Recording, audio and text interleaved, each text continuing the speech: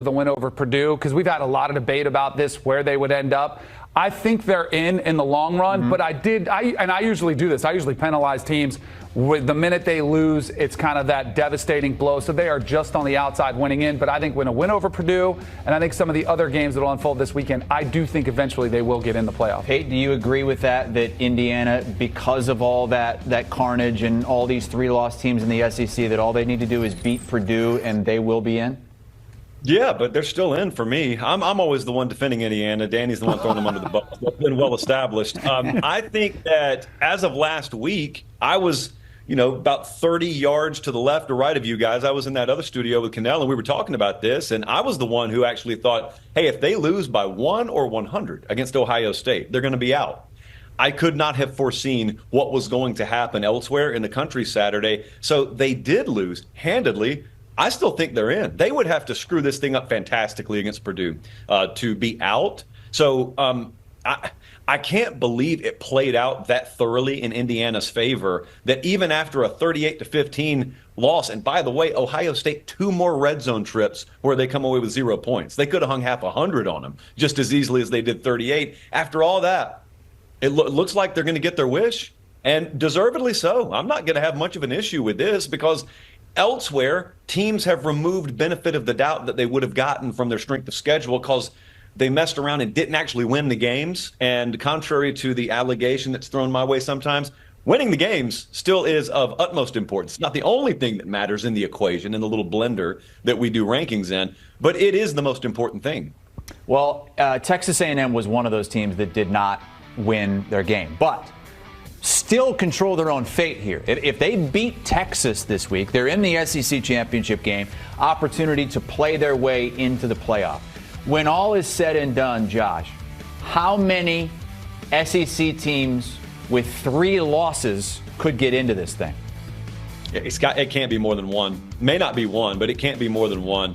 And when you get into that territory, it's so murky, especially for someone like me who didn't really want expansion a whole lot, that I can't find it. I can't bring myself to fight for a team that's lost a quarter of their games and call themselves being screwed out of a spot. Like, there may be fractions of inches here or there. Your resume's more deserving. But at that point, Chris, we're talking about a 12 seed or an 11 seed, and do you deserve it after losing 3 games?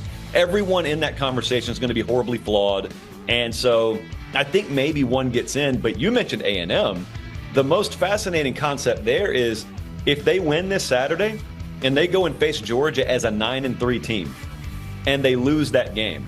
I had previously been of the belief that no matter what, the SEC's 2 championship game participants will get in. And I've been of the belief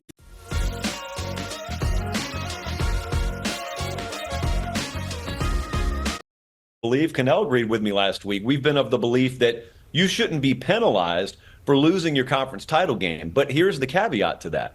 I only believe that if you're already in the top 12 when you go into conference championship Saturday. There's a world where A&M could theoretically go to Atlanta 9-3, but not ranked in the top 12. And if they lose to Georgia and the committee doesn't put them in, I don't think that's the biggest travesty in the world, because you're not taking something from them they were otherwise in line to get. My only problem would be if you're a conference title game participant, you're in line, you're in the top 12, you lose and they drop you out. That's where I'd have the big problem. A&M has somehow found a way to potentially thread the needle to lose in the SEC title game, be left out, and it not be a screw job. See, I think that's a really interesting dynamic. If that unfolds, and let's say Texas A&M loses to Georgia, but they're playing in that game because they just beat Texas, what do you do with Texas, who they had just played? Like, that's... And what's Texas's best win, at Vandy? Exactly. So that's where I think there might be a sliver of hope for A&M. Ultimately, I think A&M's only way into the playoff is winning their next couple games. They have to win against Texas, and I think they have to win against Georgia.